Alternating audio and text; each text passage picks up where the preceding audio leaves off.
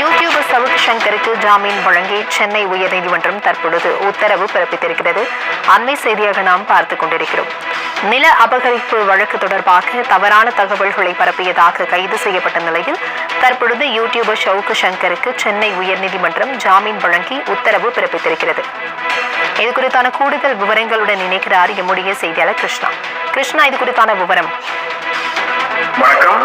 நில அபகரிப்பு தொடர்பாக பதிவு செய்யப்பட்ட வழக்கு பொய்யானது என தனது யூடியூப் சேனலில் பேட்டியளித்து தவறான தகவல்களை பரப்பியதாக நில அபகரிப்பு தடுப்பு பிரிவு காவல்துறையினர் அளித்த புகாரின் அடிப்படையில் சென்னை மத்திய குற்றப்பிரிவு காவல்துறையினர் சவுக் சங்கருக்கு எதிராக வழக்கு பதிவு செய்தார்கள்.